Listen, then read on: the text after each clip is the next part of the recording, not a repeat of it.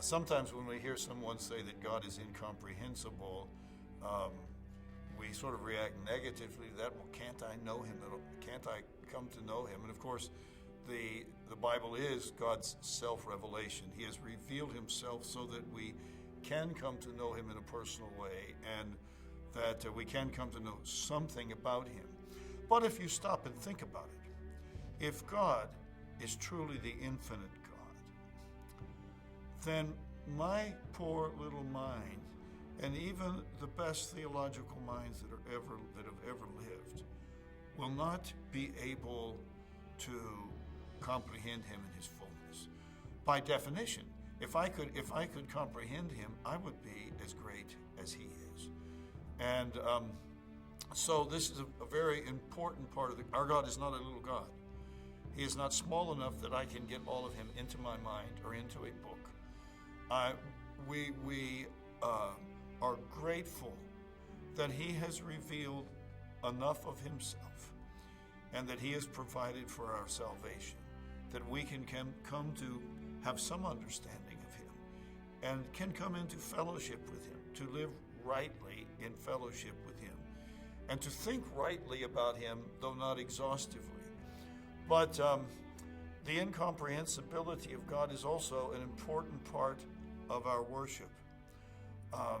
When I come to worship God, the Lord, the triune God, who has revealed himself in Jesus Christ and provided for our salvation through Christ's death on the cross, through his incarnation, death on the cross, resurrection, ascension, and session at God's right hand, who sits there now ready to minister to me and to all of his people the grace that we need, the forgiveness and cleansing and grace that we need to live.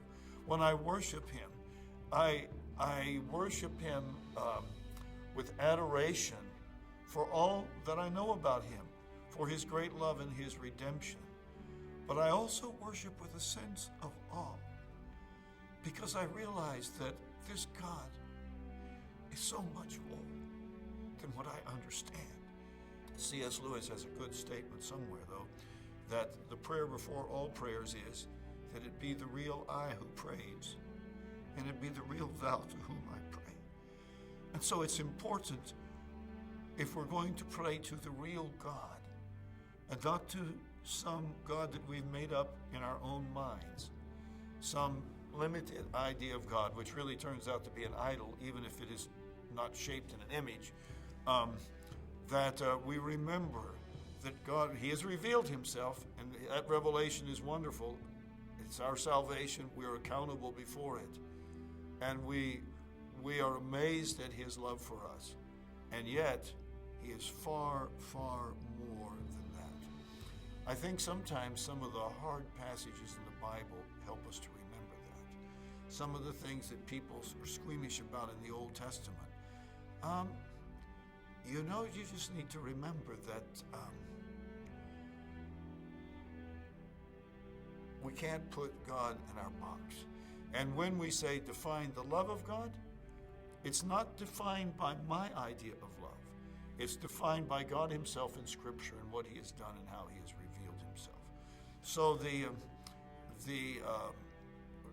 recognition that God is incomprehensible in his fullness.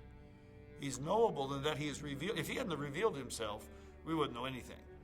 But he's knowable in that he has revealed himself, but he is incomprehensible in his fullness is very, very important in our understanding of God and in our worship of him and our obedience to him.